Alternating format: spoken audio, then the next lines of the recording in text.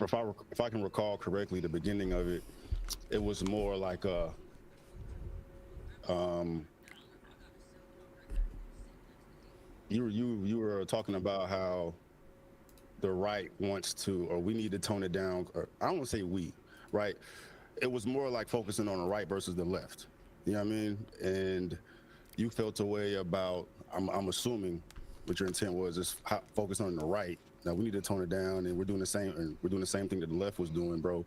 And um, where I differ in the Now, I just have to, interrupt this for fair use purposes. This guy is not the most well-spoken person. I'm not going to call him an idiot, but he is not the most well-spoken individual. So he's going to hum, he's going to haw. Like I said, this guy, I first bumped into him doing like pseudo red pill reaction videos and whatnot. So he is going up against ABBA, and ABBA's very well versed in debate and things like that. This guy is not. So he is going to hum and haw. We might have to end up speeding this up for continuity purposes and just not being here all night. But there you go. opinion with you as far as this whole situation is that I don't think anything should be toned down if we're highlighting, if we're focusing on the right people. You know what I'm saying? I think that the right versus left is being overhyped, which makes sense because we're divisive as hell in society, man. But the demons are demoning. You know what I mean? And regardless if it's right or left, I feel like these people need to be held accountable, and we need to zero in on these individuals. And I don't think a toning down at all will work, given the climate. Okay. Um, and I'm not gonna say I felt some type of way at the beginning when we're focusing on, like, the emphasis of your video was to highlight Charlie, and then you were trying to compare it to other things that may have happened that were similar. Sure. And This dude is killing me. I have to keep interrupting this for fair use purposes. He's gonna do this for a little while. Like I said, he's not the best speaker, but bear with him. and I think that's taking attention away from the elephant in the room, which is Charlie Kirk situation, which we never had a situation like this happen ever. Because of the social media and the fact that everyone was able to see it. You know what I'm saying? And that makes the situation a whole lot different than anything that's happened in the past as far as a murder of this magnitude. And it seems that you were minimizing the impact of what happened to Charlie. Okay. And What? and Yeah, go ahead. well, I'm gonna keep rolling now. I'll let you. No, go for it. If you're still on this one, I just want to move. I got to speed this guy up. This guy's taking forever to get to a point from this topic, but I don't want to roll out like 10 things and have you. yeah. It's always better to go point by point. I think so. Yeah, we should go one for one. Yeah. So, it felt like, from my end, it felt like it was a right versus left type of thing, and what I mean, from how you were describing it, right's doing this, the left's doing this, and you're saying it's hypocritical of the right to be complaining about the same things that the left is doing, or what the right is implying that we're doing. And to me, it shouldn't be about that. It should be about, we isolate, the evil, the degenerate shit that's going on, and when we try to minimize or just bring up the comparison between Charlie Kirk and everything else, it minimizes the tragedy that everyone just witnessed and like the impact it had on everyone, man. So I feel like it's deflecting from it, and it's like Charlie Kirk, his tragedy was important, but other things has happened, and the right was doing the same thing. So it's kind of like, no, it is, to me, it's minimizing, what happened. This guy hasn't put his thoughts together at all. Steve is very much pro Charlie Kirk. ABBA is not. ABBA did a lot of research for this debate. Steve is kind of more emotional, and you can tell in his rambling and in his shaky voice, he's going to get to the point. I promise. Got you. So I think there's 2 points in there. One being the hyper focusing on right versus left. You feel like we did that too much. And the second part is minimizing Charlie Dess's murder. Is that fair? Yeah. Okay. So just to go to the first point, I did have that in my notes. I think in your video at around 2 minute mark, you said that I was minimizing Charlie Kirk's murder by comparing it to other political violences or like contextualizing it in the way that I was doing. I don't think I'm minimizing it. I disagree with that characterization for a few reasons. I think it's natural when someone dies that we try to understand why. That's why people love murder mystery. That's why people, every time someone dies, they want to know who the perpetrator is. They want to know who their motivations are, because murder is generally something that we see as incredibly heinous. And So okay, I understand that he's trying to put the why to what has transpired, but In Steve's defense, what he's saying is when you try to rationalize this, you take away from how heinous it is. And what Abba's basically trying to say is, well, we have to understand why. That is more of a job for a court of law to understand why, or maybe a psychological institution to understand, Trump derangement syndrome or Charlie derangement syndrome, things of that nature. For the layperson, it's very understand. We don't need to know why this happened. We only need to understand that one person, Charlie in this case, was using words, and the other person decided to use bullets. I think that's Steve's main point. Understanding what led to that is always important.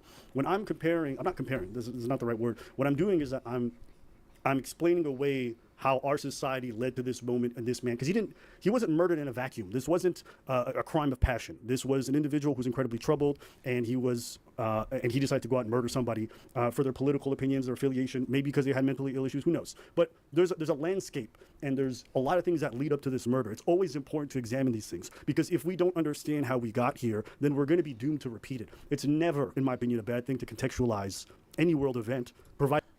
The problem is, we got here because Charlie Kirk was talking about a great deal of issues, all of which were conservative, and he might have been overly conservative, and then somebody clipped him for that. Like, there is no such thing as how did we get to the point of political assassination when it's not like we have a civil war going on both sides where bodies are dropping on the left and bodies are dropping on the right.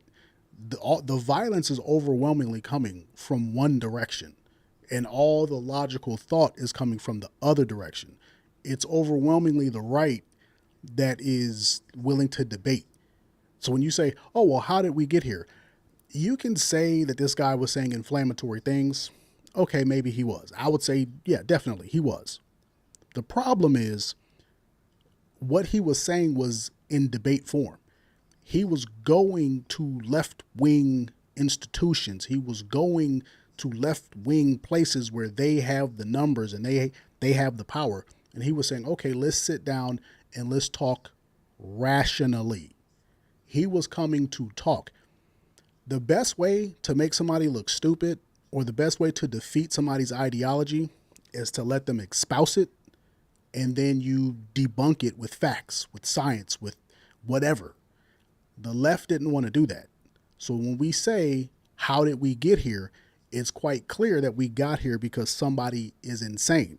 And most of the insanity is on the left. That's just my opinion. How did you contextualize it fully, right? Or at least you try to. Because without context, then all that happened was that someone was shot. Context is everything. Well, to that point, that makes total sense what you're saying, but to me, it didn't come across that way when you voiced that in the video. It seemed like you were trying to, highlight the divide between the right and the left, or whoever the instigators of it are. You know what I mean? Like, it didn't seem like you were trying to get to the root of the problem or how we trying to fix it. It's like, like I said before, I mean, what you're saying now, if you had voiced it that way in the video, I wouldn't have had the mindset that I have in regards to what you said. But in the video, it didn't come across to me like that at all. It felt like... Well, right now, the pervasive narrative, and this is where it comes to the left versus right thing, the pervasive narrative that's online and that's being espoused by some of the most important people in our political, stratosphere, is that violence of a political nature is solely left-wing, okay? And I remember... Is it not? Because I'm not seeing where people on the right are assassinating and doing mass shootings. This is overwhelmingly a left-leaning issue. When you look at all the mass shootings, not only are the overwhelming majority of these, gay, trans, left-leaning individuals, all of whom are hopped up on some sort of, pill, but you also have to factor in the Hispanic community. You have to factor in the black community. These are overwhelmingly left-leaning communities. So when we really get down to it, it's not even the ideology. It's just the people. Who are the people who vote left overwhelmingly? Blacks, Hispanics, gays, women. Who are doing all the mass shootings? Who's doing all the deleting of people? Who's taking the most people off the census? The people who lean left. So I'm not going to say that people on the right are not doing that, but you have to come with receipts if you're going to insinuate that that's happening. We're at about 3 minutes, 29 seconds when Matt Walsh is talking. In your video, you said that I was interpreting what he's saying. When he's talking about good versus evil, it's time for the righteous to prevail over the forces of evil. You were saying that I was making a left versus right thing, right? But that's just not true. Hold on, let me make a correction, because you go further on in the video, I recognize that point. I said, hold up, if Matt Walsh is doing that, highlighting the left like this, that's unfair to do so. Then I went on saying this makes the left look bad, it makes the transgenders look bad, it makes everybody affiliated to this look bad, like guilty by association. That's not the right thing to do. It should be a good versus evil thing, right? But then I went on, because you had a couple other videos of people uttering or echoing the same sentiments as far as, you know, righteous and good and evil. But I did highlight Matt Walsh in that video specifically saying, all right, I see that he is describing the left in this manner, and that shouldn't be the move. Right. But again, at about like 6 to 7 minutes in the video, you kind of do it again where you say that, you know, that's how I'm interpreting a lot of this narrative of good versus evil. But it's not just Matt Walsh. Ben Shapiro said that most of the political violence today is flowing from left-wing movements and ideology. Elon Musk was on Twitter. He said the left is the party of murder. Are they not? Like, I get what he's saying. Like, he's trying to insinuate that these people on the left are not alone in what it is that they're doing. But overwhelmingly they are. You have to have receipts, right? People like Elon Musk are showing you the data. The data is damning. It's overwhelmingly the left that cries out for violence. You look at all these protests, whether it's the Black Lives Matter protest, whether it's the protests in Minneapolis, it's a whole bunch of women and a whole bunch of really soy men going out of their way to march and get in people's face and get in people's way, and they're calling for violence. If not directly, then very much indirectly. They are signaling dog whistles, and bodies are dropping. People are getting attacked. Police officers are getting attacked. Like, I put it to you like this. If you had black people, just black people, doing what the left as a whole were doing, bro, you would have so many police shootings. There would be so many dead black folks. It would make your head spin. Like you would think we were going back to slavery.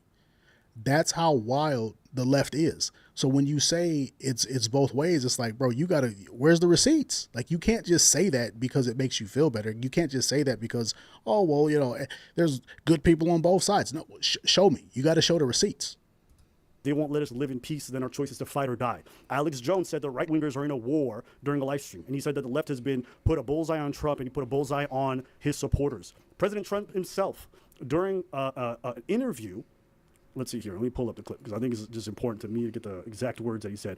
On Fox and Friends, he says, we have radicals on the right as well. And he says, I'll tell you how, I can see the clip you wanted. I'm going to just read it verbatim, his quote. I believe you, though, bro. I'll tell you something that's going to get me in trouble, but I couldn't care less. The radicals on the right oftentimes are radical because they don't want to see more crime. The radicals on the left are the problem. So, Booking.com has all kinds of stays because some want a house in the desert. when I'm talking about right versus left, I'm not talking about someone in a vacuum or someone at home. I'm talking about the most important people in our political discourse framing most of this violence as I only left. And what there is a very, very stark difference between somebody in a political sphere, president, senator, governor, whatever, talking about, talking strongly, having strong worded discourse, or having an interview where they condemn things and they say, hey, it's time to fight back. These people aren't talking about going out there and doing stuff. These kids on college campuses are actually talking about harming people. Look at the protests. They'll block roads. They will attack police officers. They'll attack people. Look what they're doing in Minneapolis. They're setting up checkpoints. How do you get to just invade people's space like that? This is left-wing lunacy. Abba is trying to level the field and say it's on both sides, but he has come with zero receipts. We can see what the left is doing by simply looking at the body count. All we have to do is go on X. Now, what he's going to say is, well, that's just what's being shown. They're not showing what the right does. Wouldn't the left have all the incentive in the world to show what the right does? But they themselves don't, because the violence literally is them. It's overwhelmingly them. I'm not seeing. You can pull up Kyle Rittenhouse and say, oh, well, he was on the right and he did. Okay, even if he got acquitted, you want to say that was a sham. Okay, that's one. But how many examples do we have of ridiculous, murderous, psychopathic people on the left? It's like 100 to 1. You did in the video, and I did appreciate, is that when we said, if you look at the numbers, people got mad because I quoted the ADL, but there's all sorts of things from FBI statistics to different organizations who track terrorist attacks. Most of it comes from religious extremists and then right-wingers. Left-wingers at the bottom of that list, especially over the last 10 years. Where are these attacks, though? Where are these religious attacks happening? Like, you have to tell us, because when we see religious attacks, bro, we're talking about it's Muslims. Realistically, it's mostly Muslims burning up people's houses of worship, bombing things. Now, I guess you can say there's a guy here or a guy there, but if the violence was equal, you should be able to point to stark examples. You should be able to say, oh, here's 10 examples. Because when we talk about the left, all we have to do is look at mass shootings and how these people identify. Did they identify as male, female, or non-binary? All these people are trans. Where were they at on the political spectrum? They were on the left. So when you say that it's all equal, sir, do you mind maybe giving us some facts? Can we get a Google search? Just anything? It's not equal. It's just not. So I'm not trying to frame this as left versus right. That's the plate that's already been set. Since Charlie Kirk died, the right has not stopped politicizing his death. They haven't stopped using it for fuel for their attacks on the left. And so their attacks are political, true indeed, and it is seeking to motivate their side, true indeed. But they're not using this to get people to go out and physically attack people. You can't say that when you give somebody a political nuclear weapon that they're not supposed to use it. That's what's going to happen. When you go out there and you kill somebody, you take them off the census, what do you think is going to happen? Especially when a person is that visible, when a person is, he's a Christian, everybody's going to have something to say about it. The Christians are going to be upset, especially when he's not the only one. When you have all these people who hate Christianity, and then you go kill one of the biggest Christians in the world, what do you think is going to happen? It's going to get politicized. It's the same thing that happens if a little girl gets harmed. If somebody goes out there and they harm a little girl, what do you think is going to happen? Do you think people are just going to be like, man, that's nothing? No, they're going to politicize this. And whatever breed of person did that, black, male, Hispanic, migrant, they're going to politicize that. That's how, unfortunately, you get things done. This is why we say certain rules, certain laws are written in blood. Somebody had to die to make this thing a rule. So it's going to get politicized whether you like it or not. So in that climate, you're asking people to not talk about left versus right, but if the left doesn't, then it just right gets to make the narrative that they're the violent ones, and it's just not true.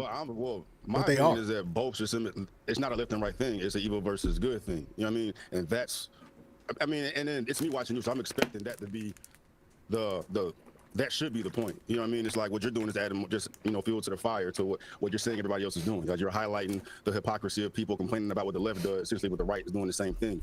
You know what I mean? But, with that, like I said, with the Matt Walsh clip, I specified I definitely could tell he was highlighting the left. Well, all that shit is fucking wrong. And I said that in the video. I agree. I said that in the video, right? I said that it's not a left versus right thing. It makes everybody look bad. We need to focus on the motherfuckers actually making things horrible for everybody, the extremists, the radicals, all that. You know what I mean? That's what my focus was. I feel like that's what the focus should be for everybody. Yeah, and I did have that noted in some of the things that I like that you did. I did appreciate that you actually said that, because a lot of people are not saying that, or they're just avoiding the topic entirely. But you have to understand, when I'm watching this video, when I'm watching the discourse, I'm looking at things in totality. So when I'm talking about what video are you talking about? When you say you're watching the video, what video? I think I was looking at a lot of the political coverage in regards to this. I've been looking at the people who are responding, everyone who's been talking about this, and how the public is talking. If you spend time online, they're not talking about this as like both sides. That's not a lot of the discourse. A lot of the discourse, especially from the right, is that they're just saying essentially the left is the violent party. Go check out. They are, and you don't have any counter examples. That's why this is why Abba wants to put everything in its totality, because he can't give individual examples of a meaningful number. There's not a meaningful number of right-wing examples of, extremism and violence. Now, like I said, I'm sure it does exist. I'm sure it does. But at the same time, don't you think that the left would have all the incentive in the world to want to go out there and say, look what these people on the right are doing? It suits their narrative. They politicize everything. There is nothing that happens that the left does not politicize. And saying any different is just a lie. So when you say, oh, everybody needs to tone it down. No, people are going to talk about this. Words are not the problem. It's when you turn words into action. The left is turning their words into action, and they're sniping people on college campuses. They're beating people up in these riots and in these protests. There's cops getting injured. Okay, yeah, you can go back to, what was it, January 6th? Yeah, you can do that. You can do that and say, oh, look at all that. That's one particular instance. If you're talking about everything in its totality, you got to look at that as one particular instance. So now where's the rest of it? It just doesn't exist. I get what he's saying, but it's not a two-way street. The violence really is one way. Those comment sections. Go check out a lot of discourse from the big. That's going to happen every time that happens. Every time someone from the left does something crazy, they're going to highlight the left. When the right does something, they're going to highlight the fucking right. It just that comes to the territory. Right. But it should be noted that we should correct those narratives and say that these are not one-sided things. If you watched our video, we didn't say violence is only right wing. We said there's plenty of people who've murdered people on the left from the left, and we said that. But the dominant narrative right now is that left-wingers are the violent ones, and obviously, especially with the most recent murder, it makes sense that it's going to be the dominant narrative. But it's important to not let those lies be able to be spread, and to say if you're going to call it a lie, you have to show it to be a lie. If you're going to say, oh, the people on the right are saying that the people on the left are overwhelmingly violent, and that's a lie, you have to show that. You have to show the stats, because the people on the right can show the stats that show that the left is overwhelmingly violent, whether it be mass shootings or just crime in general. All blue cities are crime ridden. There's not one single major city that's not blue. They're all blue. There are no major Republican cities. And every major city in America, every single one, is violent. So what are we talking about? Actually, guys, you're wrong. In fact, this year there's been other people who've been killed. You said we were minimizing his death by bringing up these other murders, but those deaths are part of this discussion. The same thing that led to those people being killed is the exact same thing that led to Charlie Kirk being killed. And it's important to know that, because if we don't understand that, then all this is just going to happen again. You said it was different in your video because Charlie Kirk died on camera and nobody was supposed to see that. You remember you saying that? Yeah. Right. To me, I understand that the fact that he died on camera makes it much more graphic, much more in your face. But at the end of the day, murder is murder. Dying is dying. No, that's not how it works. That's absolutely not how it works. And even the law doesn't. Even the law says that. This is why we have the laws for terrorism. Terrorism is, crimes and murders done to evoke an extreme sense of fear for political gain, for political manipulation, right? So we also have brazen crime laws. There are laws in various states that are called brazen, which means, like, I think down south, if you rob a bank in the middle of the day, or if you do a certain crime in front of people, they call it brazen, and that is an instantaneous multiplier for how much prison time you're going to get. So you can't say that these things are equal. Sniping somebody on camera in front of their family, in front of thousands and tens of thousands of people in a live audience, that is brazen. That is not done for no reason. That is done to invoke an extreme sense of fear. It's done to send a message. It's not like you waited till this guy was coming home from Kroger's or something like that, and you just like pow and sniped him from the bushes. Nah, this is not that. This ain't some Jason Bourne type stuff. This was a political hit, and it was done in broad daylight to show that, hey, we can touch you anytime, any place, anywhere. There is a difference. Knocking somebody down on camera is a whole lot different from doing it from the shadows.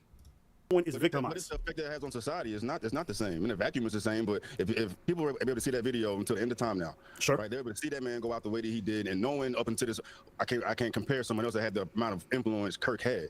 You know what I mean? What's up? You said the blue cities have been violent for a long time. I do notice that as a Jamaican, it's all of them. It's every single blue city. Every blue city you go to, there's not a single one that doesn't have some sort of egregious crime going on. It's all of them. They are cesspools of crime. And to have, if he hadn't been murdered in front of everyone at once, your analogy, your comparison will be fair, man. But Okay, can I ask you something? You can't minimize If Kirk was not killed on camera, if Kirk's not killed on camera, is this situation more or less tragic? It's less tragic. I don't know what he's going to say, but I'm going to say it's less tragic. Why? There is something about seeing someone bleeding out. There's something about seeing someone get popped in the neck and then their body contorts, and then you watch not only the blood but the life go out of this person. There is something very morbid. There's actually a reason why in the Hollywood movies they tell the actors not to ragdoll. In case you guys don't know what ragdolling is, when someone gets shot, and let's say they get shot in the head, they say they get shot in the heart, they don't fly back. They don't do all that crazy stuff. They just drop.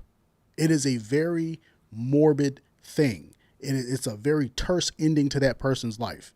You see somebody get shot in the head, they just crumple. There's one final jolt of the body, and then they go out. That's it.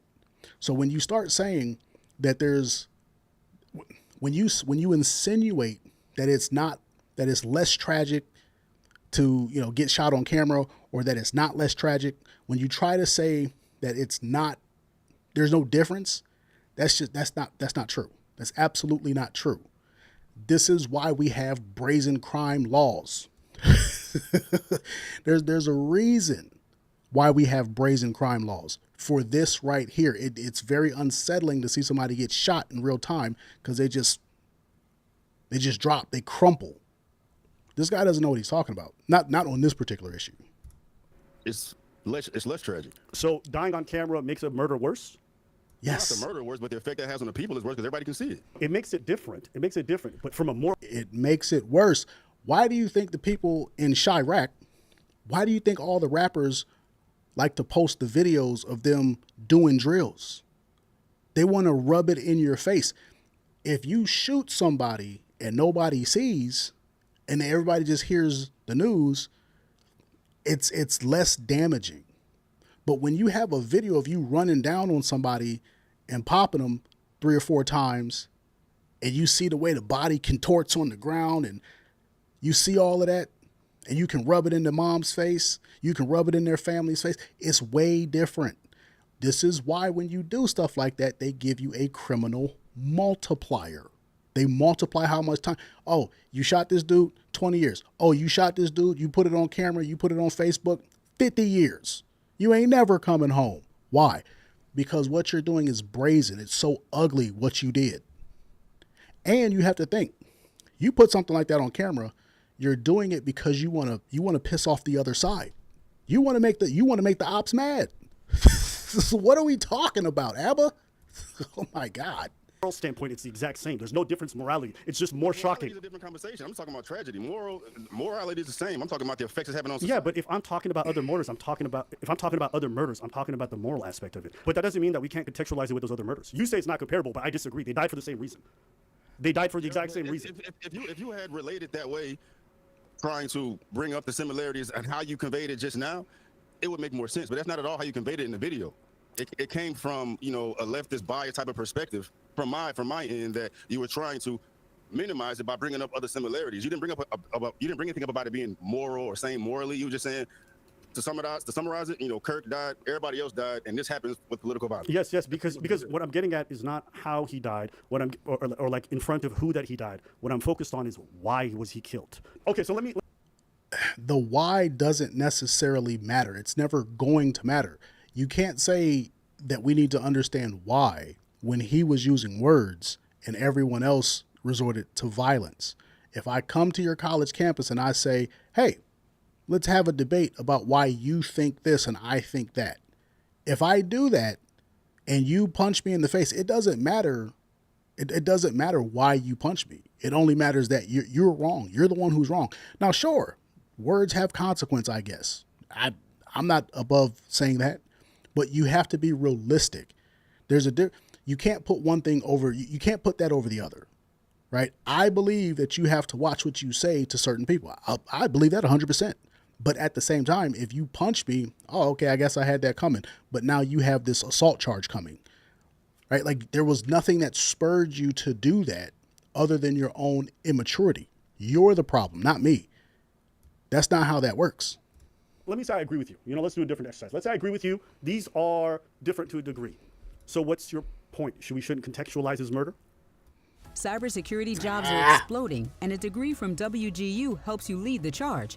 It's helping my career because my boss is leaning on me for designing the security space.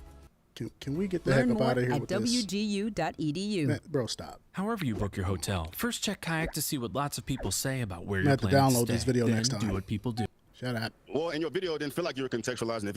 If I felt personally that you contextualized it trying to get to the root of a problem, then we wouldn't be here today. But I felt like your intent was to minimize Kirk's death by bringing up all these things that happened. I would argue that you are minimizing his death by not contextualizing it properly. If you don't talk about why something happened and how we got here, then all you're doing is just describing a tragedy. I'm not talking about why. I'm just focused on your video. Yes, but if you're going to counter my narrative and say that I'm wrong for contextualizing it the way that I did, or you don't like the way I No, but contextualized you're saying you're contextualizing it now. When I watched it, I didn't think you were contextualizing. I just thought that you were minimizing it. That's fair. I disagree with that. I think I talked about how we got here. I definitely said that in the video. I talked about the fact that there's been a string of political violence over the last 10 years and that this is not a shocking outcome. Kirk being assassinated is not the craziest thing. There's a reason why he had security. There's a reason why I think he was wearing a bulletproof vest. There's been...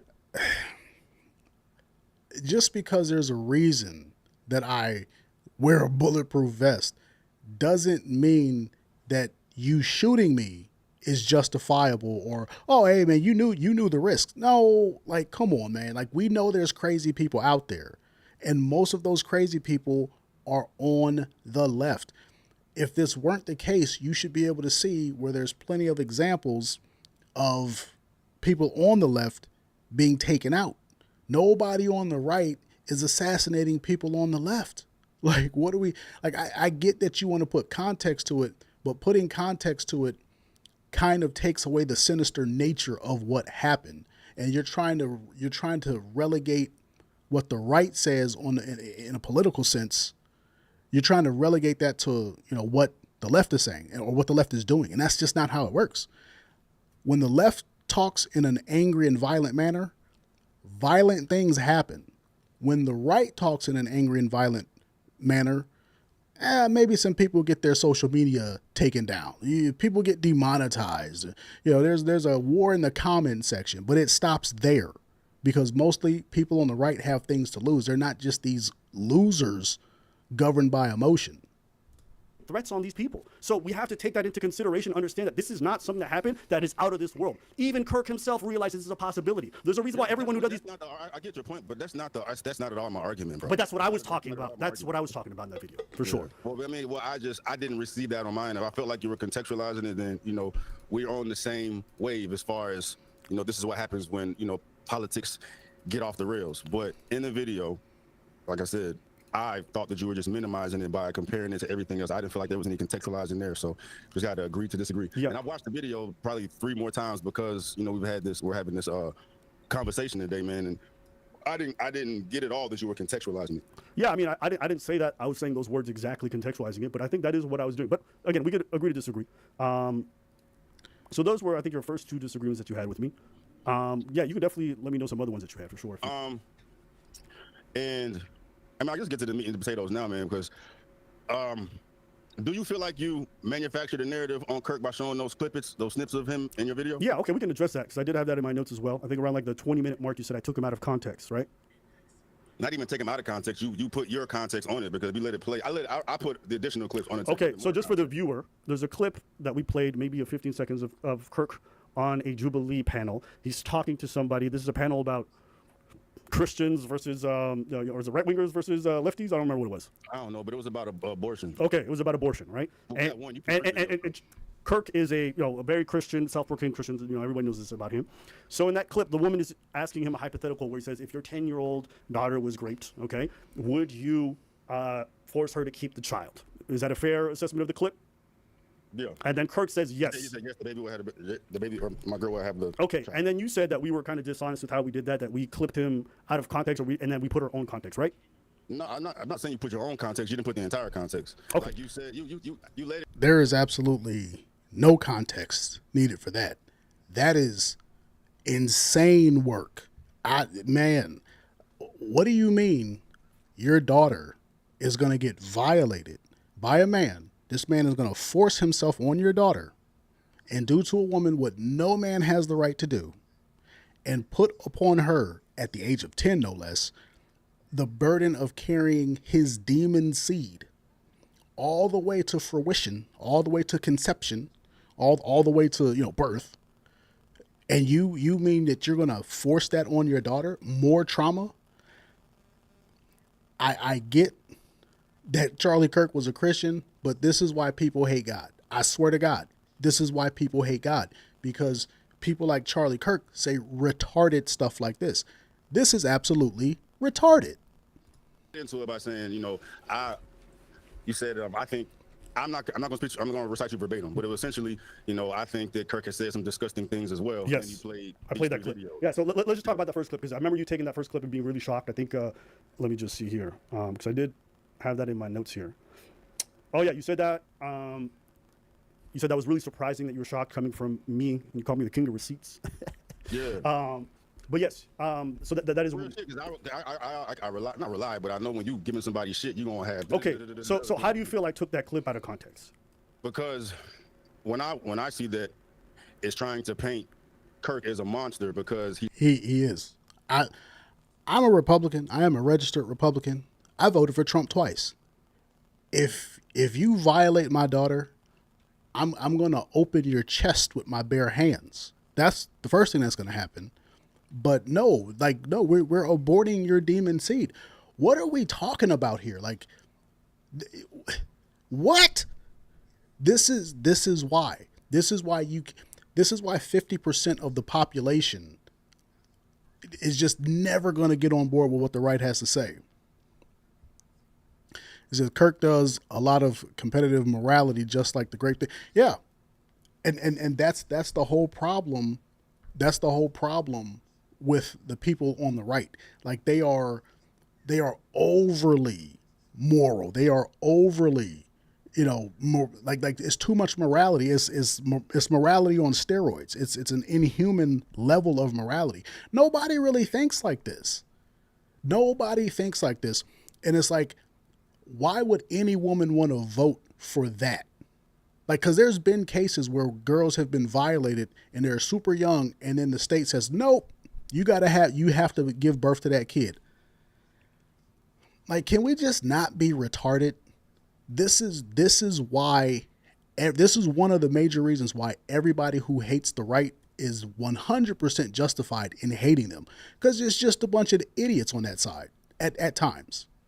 He's going to force his 10-year-old daughter to have a child. Right, but as somebody who's anti-abortion, that's his stance. He will force his daughter to have the child because he feels as though life is precious or whatever it is, and he sees it ain't that precious. It's certainly not that precious. See, this is why it's stupid, because you can't be pro-life and then be pro-Second Amendment, because if you act stupid, you're gonna get your wig split, right? Like, people have no problem with the cops deleting criminals. They have no problems with their own self-defense. And like, if a criminal breaks into my house, I'm gonna shoot him down. Okay. Well, what if the criminal is 12 years old? What if you got a 12-year-old that's been, turned out by the wrong forces in life? You got a 12-year-old in LA or whatever state, let's say Texas, because everybody got a gun. You got a 12-year-old in Texas, and he gets caught up in the gang life, and they recruit him into this gang, and then they go to break into your car or break into your house. They rob you, and you just so happen to have your gun. Pow! You're going to shoot this kid, and you're going to say self-defense. Meanwhile, when the 15-year-old, 20-year-old, 30-year-old violates your daughter, you're going to tell your daughter, oh, no. Life is precious. You got to go ahead and have that baby. Bro, put the crack pipe down. Put the crack pipe down. You sound stupid. This is why everybody hates the right, the conservatives, church, God. This is why everybody hates everything on the right, because you sound slow. It's like, come on. Who's moving like that? Anybody who breaks into your... This fool got on a cowboy hat. This guy is pro Second Amendment. If anybody tries you, you're going to kill them, right? Somebody run up, try to rob you, you're going to shoot them if you're in a Second Amendment state. You're going to shoot them first. You're not going to ask, hey, kid, hey, person trying to rob me with a gun. How old are you, by the way? I just want to make sure you're of age. So before I shoot you, you're not going to do that. You're going to draw out and you're going to double tap them in the chest. But you're going to make your daughter have a rape baby. Put the crack pipe down, sir. He's a fetus as a life, so he's like, my daughter will have that baby. That's his take. Yeah, but if you let the rest of the video play, I mean, it's subjective. Everybody's going to feel differently watching that. But if you just have that short video, it makes it seem like he's a monster. I don't care. Anti-abortion, she having a baby. You know, it could be for anything, because my way or the highway or whatever the case may be, bro. Everybody's not informed on Kirk and his reasonings why. How do you make sense of this? How do you make sense of saying if my daughter gets raped by a strange man, I'm going to make her have that kid? How do you reason that? You sound retarded. What do you mean? He said, and it's sad because they're trying to be the good guys, not offing the baby, but at the end of the day, it looks bad, and I understand them. I don't agree with them, but I understand. See, here's the thing.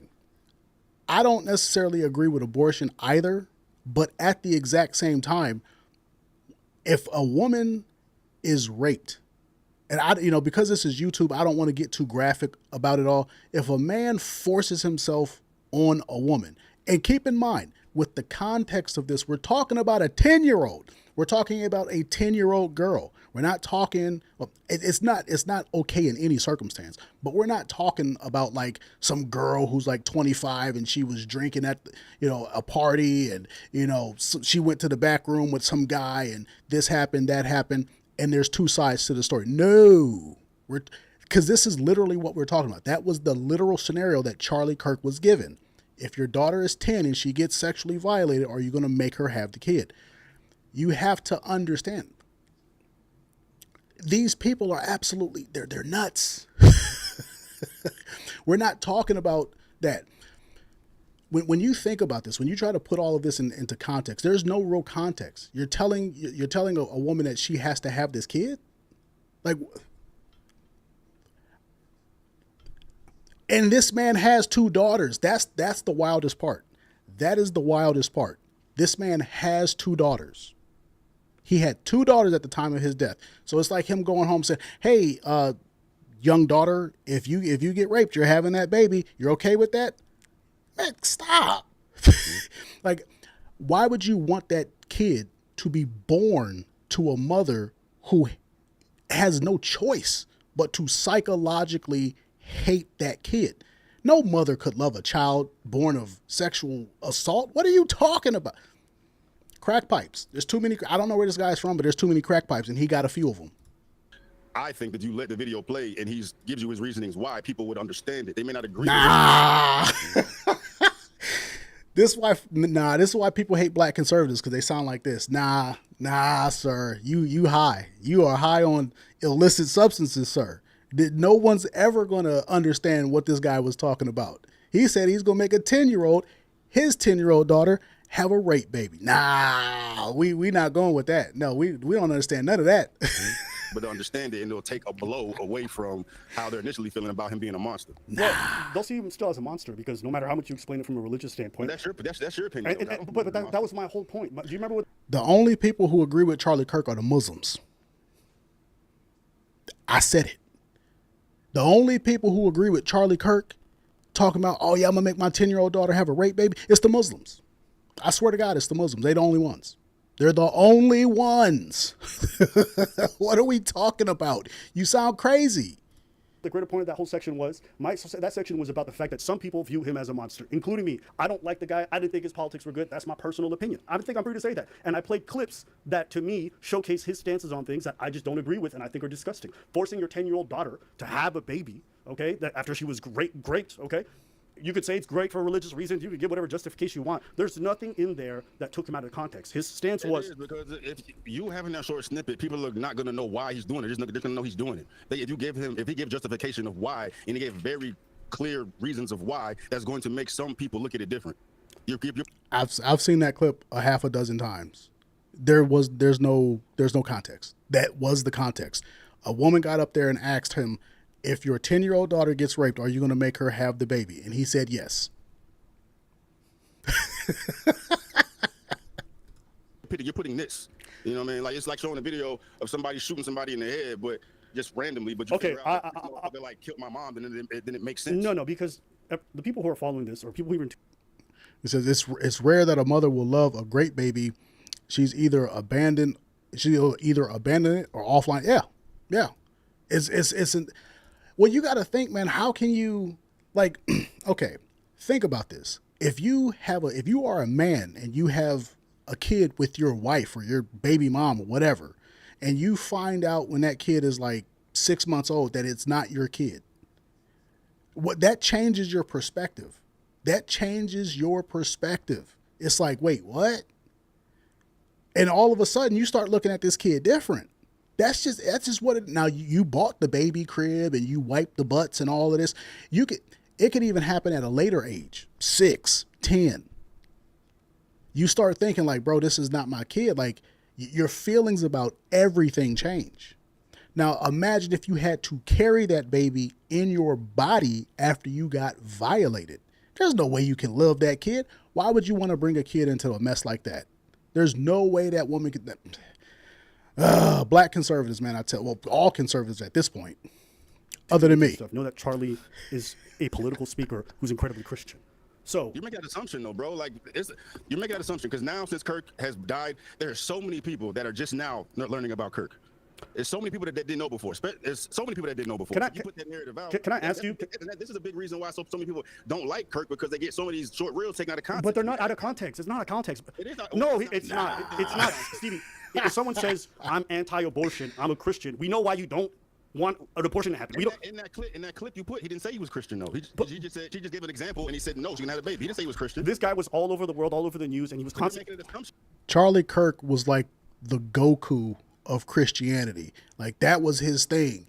Bro, he came out from that second... when he came out and really touched off with the TPUSA, he was everywhere. Bro had the glowing hair and everything. He had trained under King Kai, political King Kai. Bro had the debate Kamehameha. Nah, everybody knew Charlie Kirk was a uber Christian. And they hated him because he said retarded stuff. Now, I don't hate Charlie Kirk. I'm just simply saying he said some stupid stuff. It's not hey, bro, sometimes you just got to take a knee. I was wrong. He never wanted to come out and say he was wrong. And that's the problem. You were wrong. No, I'm not making an assumption. Everybody who saw that clip of him getting murdered knew he was a political speaker who's Christian. There's not a person who didn't see that clip, who didn't see the news reports, who didn't know what he was. You're acting like I took an obscure person. Superman died. I didn't know he was a superhero. What? The dude flying in his drawers? You didn't know he was a superhero? The guy catching kids falling out of buildings? Stop it. Stop the cap. That's not true. You can't stop the cap. Everybody in the world, dog. That's not out of context, boss. That's not out of context. Because I talk to people now that had no idea who the fuck Kirk was. Now they see him on the timeline going, and they don't know who the fuck he is. That's false, bro. He has a very standard cookie cutter Christian view on it. There's nothing. Regardless, you're making the assumption that people know, dog, and that's a dangerous game. You got to give them. That's not an assumption. That's not an assumption, boss. I'm sorry. Anybody who's following this knows he's a Christian political speaker. I'm sorry, but I'm just not buying that. In fact, everyone's been introducing him as such, so we know why he does not like abortion. I don't need to see 5 minutes. You know, and a lot of people do know. Everybody doesn't know, dog, and you got to be fair and give the reason. Bro, everybody knows. That's like saying people didn't know Tupac was a rapper. Like, oh, I saw him in Juice. I didn't know he was a rap. Stop, bro. He got 45 albums. And 43 of them was released after he died. Like, stop. What are you talking about? Everybody knew Charlie Kirk was the super Christian of all Christians. Nothing is out of context. You got caught with your hand in the cookie jar. Like, bro, stop. Just take the knee. Just take the knee. Why? You gotta get justification. Why? You just say he's doing this. Like, oh, he's a motherfucker because he's gonna force a 10-year-old to have a fucking daughter. But if you go let the shit play and he gives the fucking girl the business of why he made her look stupid. To me, I mean, but that's because you're probably anti-abortion. Am I right? No, I don't know. I could care less. I respect his stance. I'm not pro. I'm not anti. I respect his stance. I don't agree with it, of course, but I respect it because he's standing. How do you respect the stance of somebody who says, I'm gonna make my daughter have a rape baby? That, like, bro, I can't respect you as a man. How do you look at yourself as a man? I think Steve has a daughter. Oh my God.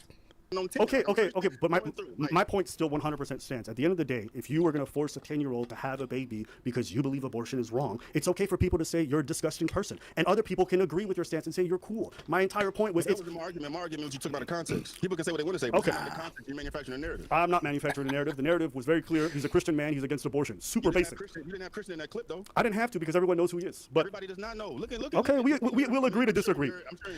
This is like the people who say, "Oh man, you took Hitler out of context." Nah. Bro, stop. Like, no, bro, no. You can take Jesus out of context because there's a whole Bible. There's a lot of stuff written in there, and nobody agrees. You can't take somebody out of context when they say something that direct. What are we talking? 2 + 2 is 4. You can't take that out of context. Charlie Kirk was a weird guy. That's some weirdo stuff to say. You're gonna make your kid have a baby that was forced on them. You're weird, bro. You're weird. Agree to disagree, but I think that's not taking someone out of context. If someone says I'm a Muslim, if someone says I'm a Muslim and I'm a no, I think you're reaching. I think you're definitely reaching, but it's okay. How am I reaching? You're reaching. He's the most viral person right now. Bro. The girl, he said I'm gonna force the 10-year-old to have a fucking baby. No. Everybody gonna see. There's no more context. You didn't give a motherfucker the opportunity to explain why. No. He's the most viral person in the world. People know he's a political commentator. They know he's Christian. I'm not buying that, but we'll agree to disagree. That's not taking someone out of context. If you're not an unknown person, we know where you're standing. We know what you're there for. But we'll agree to disagree. This is another point you made, and this is one I thought was crazy. You played the other clips of Kirk. You kind of said there's nothing bad about this when he said he wanted Biden to be executed or given the death penalty. You don't think that people should hate somebody like that, or some people might hate somebody for that reason? For saying violent things like that? Yeah, that's their opinion. Another point that you made, I played a second clip, and this is probably one of the wilder clips. They just skip right past that because he looks so stupid. A young man goes up to Charlie Kirk during that debate, and he says to him, "Hey, what do you think about school lunches for kids?" And Charlie laughs him. He says, "There's no starvation in America. We have an obesity problem. Nobody here is going." He said, "That's a weirdo activity for real." He said things that I agree. Charlie said a lot of stuff that I agree with, but it's like I don't agree with everybody on everything. Like, it's okay to say that you're wrong. He was wrong on that one. I agree with a lot of what he says, but I disagree with a lot of what he says too. When you start becoming super conservative and you start saying things just to toe the party line, bro, you're gonna sound like an idiot a lot of the time. Going without food. And then you agreed with him. You said there's no starvation in America. Go get food stamps. You can get food at churches. There's no reason to starve. Do you remember that? Yeah, there's no reason to starve in America. It's like 1% of households have like technically a hunger issue, bro. But people are not starving to death in America, bro. Motherfuckers are fat as. Yes. So this is like diet versus the availability of food. People are fat because the food that's served in America is not even real food. Like, it's illegal to serve American bread is not even real bread. The stuff that we sell and serve in America, they don't serve it in France. They don't serve it in Italy, Spain, anywhere in Europe because it's cancerous and it's disgusting and it's just chemicals. So that's why people are fat. But the availability of food is not, it's not what you think it is. Okay. And see, this is the problem I have with like people who are pro-life, and not you specifically, but people like Charlie Kirk. They're so obsessed with keeping fetuses alive, they pretend it's like this big virtue. And then when a child is born, they're like, fuck you, your parents take care of you. It's actually probably And that's the whole reason why people hate the conservative party. You say, hey, we want more babies. And as soon as people go out there and get them babies, you're like, good luck.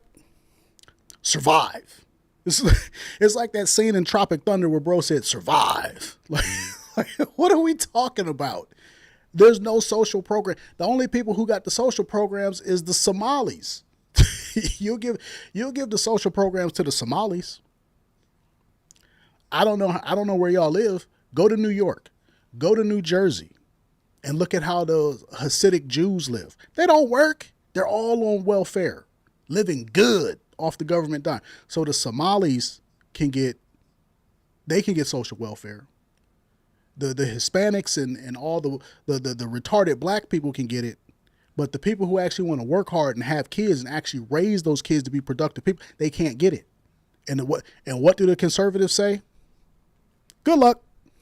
One of the most hypocritical, and this is why I think Charlie Kirk is probably a shitty person to me, is that he spent all this time being anti-abortion, but when it comes to every government initiative that's meant to protect kids and keep them good, he was always against it. And to me, it's like, what's the fucking point of keeping this fetus alive if when it comes out, you're like, yo, fuck you, kid.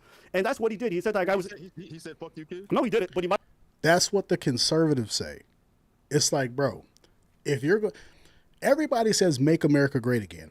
And when they say that, they're talking about this short 15, 20-year time period from like 1945 to like 1970 when it was the golden age and it was very easy to live. That's what everybody is talking about. It's not easy to live no more. People are struggling. Like, everybody was born on that idea of the American dream. Everybody was born into the idea of the American dream. And the problem is, when you get your idea of what the world is, you're getting it from your parents or you're getting it from your teachers. And those people are holding on to an idea that's 20 to 30 years old. In today's time, they're still saying retarded stuff like make America great again. We are 50 years past that. We got AI wiping out everybody's job. We got inflation to the moon and back. America's in $38 trillion worth of debt. We're going to have to steal the moon and sell it to somebody just to pay it off. And you're talking about, oh yeah, man, just go out there and have them kids. And by the way, there's no social welfare programs for you. And there's no food scarcity. What? What? Stop. Might as well have when he's constantly championing everything that's anti-public sector, or sorry, government involved taking care of kids. Like even you saying there's no starvation is like so disingenuous. If you just Google it, there's like so many kids today here in America. You could look it up, the statistics that have malnutrition, that have food scarcity, that have all these problems. It stunts their growth. It fucks them up in terms of their academic success. And for you guys to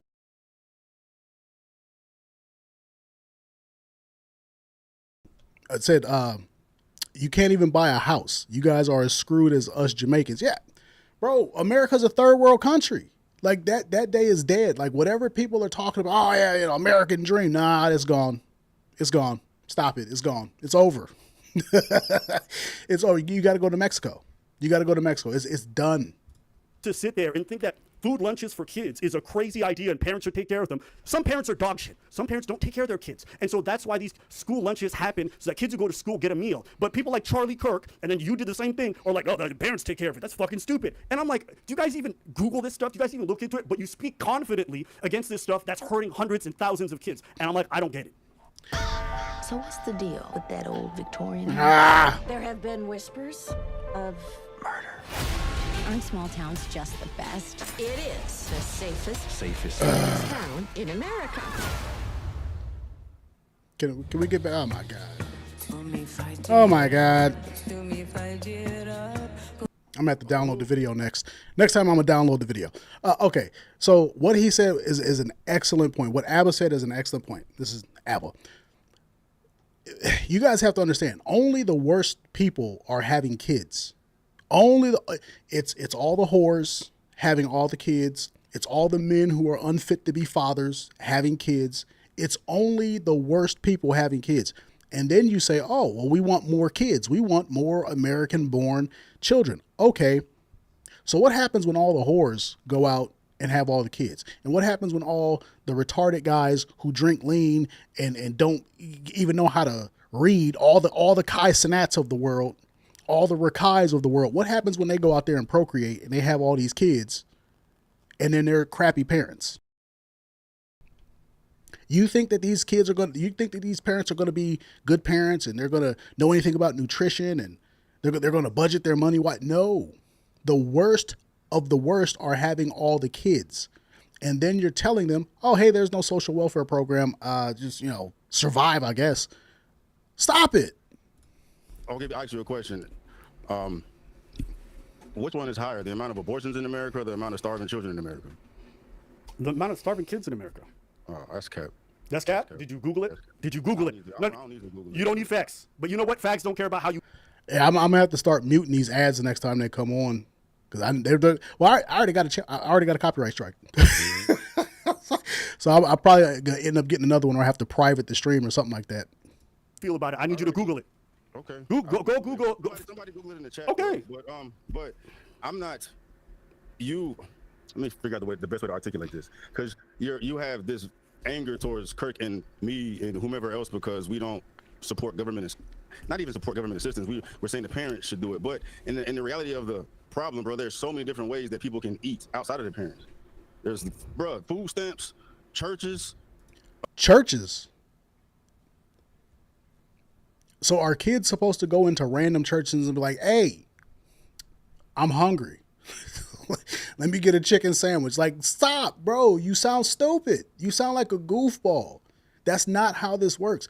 Churches, that might have worked in the 1930s during the Great Depression. Well, 20s, right? But no, stop. You sound, bro, just admit you're wrong. This is why nobody can get down with the conservatives, because you say stuff like that. Go to a church. Go get food stamps. I'm a kid. Where am I supposed to get food stamps from? I am a child, sir. Charities, bro. Like, there's no reason for somebody to starve. So do you want a 7-year-old or 8-year-old to go to get food stamps or go to church and get food? Their parents should go. What if the parent doesn't want to go? What if their parent doesn't want to go? You saw in the video I said it, bro. I'll be jealous when I see the amount of money these people have on food stamps, bro. They be running these EBTs up $400, $500, $600, bro. Abba's point is that some parents are bad parents. Have you guys seen Asmongold, the streamer, the guy who looks like Discount Jesus? Could you imagine Asmongold being a parent? This man said he never cleaned his house. He doesn't brush his teeth. He doesn't shower. There's a very famous clip of this guy just sitting there streaming and a roach crawls up on his shoulder, like a big fat roach. Where there's one, there's hundreds. So that means this guy, he lives like that. He lives in filth and squalor. And he's like, oh, okay, yeah, that's cool for me. There's parents like that. And this is what Abba's whole point is. This guy's stupid. Like, there's no excuse for somebody to be broke or to be hungry, unless they got, like, they're picky, they're bougie about what the fuck they want to put in their body, dog. But beggars can't be choosers, bro. Like, you can't have no filet mignon when you can't afford it, dog. Okay, he's just doubling down. Right now, he's just doubling down on stupid. That's all this is. We're talking about children who potentially have bad parents, or, parents who have kids and they want to do for the kid, but maybe they're down on their luck and they're trying to feed this kid. And he's talking about go to food pantries and like. Let's take 2 steps back. All right, let's take 2 steps back. Do you agree with there's a lot of bad parents out there? Absolutely. Do you know that there's a lot? Hold on. Do you agree that there's a lot of parents who neglect those children? Yeah. Okay, so do you think that those kids should suffer because they have bad parents? No. Okay, I don't think they should, but bad shit happens. So wait, you're just gonna let kids suffer when No, I'm not gonna let them, bro, because there's other avenues. Like, if they're going to school, bad shit happens. Hey, come on, man. What are we talking about? Fend for yourself. I don't know what to tell you. The system needs slave labor. Go out there and have them kids, and the best of luck to you. Put them slaves in the system, bro. Who's voting for this? You wonder why they hate you. You wonder why they hate you. As a man mix Sprite and water because he didn't have water. It was hella funny. this is a hypothetical. Well, no, hold on. What do you say? If they're going to school, what? If they're going to school, they can get a free lunch there? If they're going to school, I'm assuming that teachers are aware. They can see someone losing weight. But that's what the program's for, Stevie. That's what I'm saying. The program is meant to give kids lunches at school. No, that's not where I'm going with it. I'm talking about like teachers making calls to get, you know, the correct parties involved to address a child, to find a potential food for them, so they can take advantage of the surplus of food that is available for people in these situations. Like the homeless don't go hungry, bro. They can go get a meal if they want to get a meal. You know, I don't know what the school hours are for everybody. I think I was in school at like, I think my first class was at like 8:30 or 9. I think I had to be there by 8. And then like the first class, at least in high school, was at like 9. I think grade school was at like 9 or 8. I don't know. I've been out of school for a very long time. But you have these kids at school for like 6 hours. A proper nation would give these kids, and keep in mind, this is mandatory by law. A proper nation would say, oh, we'll give you 2 meals. We'll give you breakfast and we'll give you lunch. And realistically, why not give them a sandwich on the way home? If you want these people to be in these institutions of devil worship, that's all these schools really are, you can at least feed them. Nope. Meal. You're comparing children to homeless. Like, what are we talking about? See, I want y'all to just think about it. So you know there's shitty parents out there, okay? And you want teachers to call the shitty parents to be like, hey, be better parents. Or you want to call child services? You want to call child services? You want to put them in foster care? It may be better than having the shooty ass parents. Have you looked into foster care, see? Have you Googled foster care? But you're describing these parents as ain't shit, bro. Like it is bad shit happens. I know. I cover them every day. There's a lot of ain't shit parents. There's a lot of ain't. Do you guys see why it's so hard to take the conservative side serious? Bad stuff happened. I don't know what to tell you. You could start by stop telling people to have more kids. You can start by saying, hey, if your daughter gets raped, she don't need to have that baby. What kind of mental health issues do you think that woman is going to have? And then you're telling these kids, hey, I don't know what to tell you. Bad stuff happens. So you don't have any solutions, but your solution is God, the Bible, conservatism, morality. It's the hope strategy. And that's not a strategy. Hope is not a strategy. I hope it works out for you because we need you as a slave to help pay off this debt. You cover them. How many videos have you done about baby mamas? How many videos have you done about baby mamas and dog shit parents? If I go to your channel right now, I'll find dozens. Says that's true. I was shocked about how all the schools been serving industrial waste for years, at least since the 80s. Well, maybe like the late 80s, early 90s. It's all, I put you like this. I was in the military for like 10 years. And in all the boxes, like when you get the meat, it literally tells you this is for industrial use only. Or to tell you it's not fit for human consumption. Like it's below grade D, and that's like the lowest grade of meat. You're not supposed to serve it to people. That's what they serve in the military. It's what they serve in the jails. It's what they serve in the schools. And you wonder why all the kids got autism.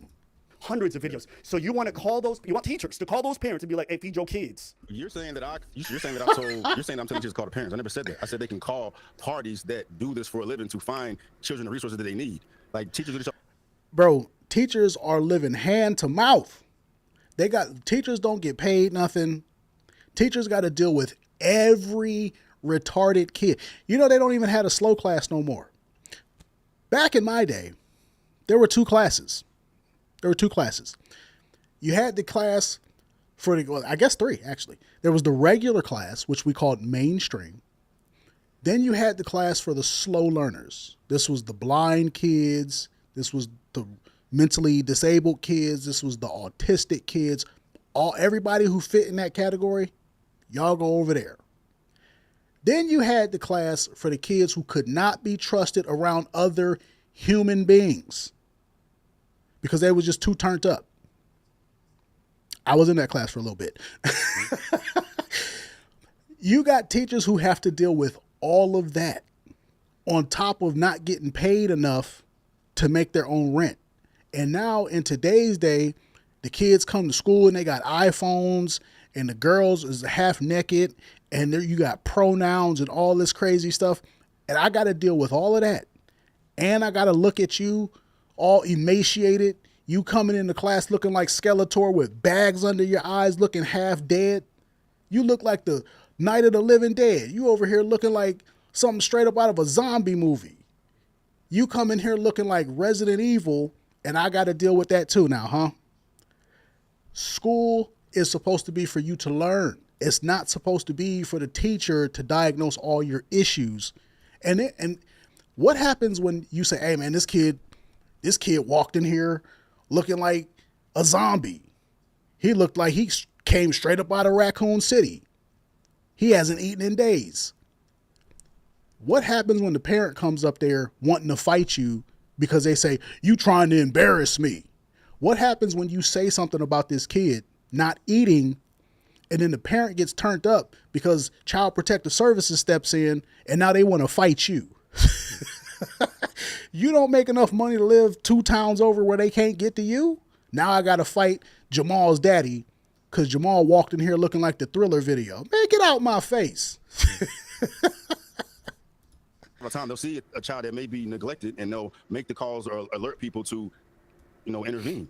Right. But I mean, I feel like we're pushing it far out to like specifics of it, bro. At the end of the day, my point of view on it is that it's, abortion is a far larger problem than starving children. Children don't starve in America. They may be hungry, but they don't starve. This isn't fucking people. It's not a famine going on. People are not dying because they're not dying. But do you understand? Like hypertension, obesity. There's much more obese kids than there are hungry kids, bro. I'm saying, like, and the world's not perfect, dog. It's not utopia, bro. So it's like I get, and then I'm a capitalist, dog. I'm not in support of the government coming out taking care of everything. You know what I'm saying? I'm not gonna oppose it. Like, but you want the government to get involved and stop abortions.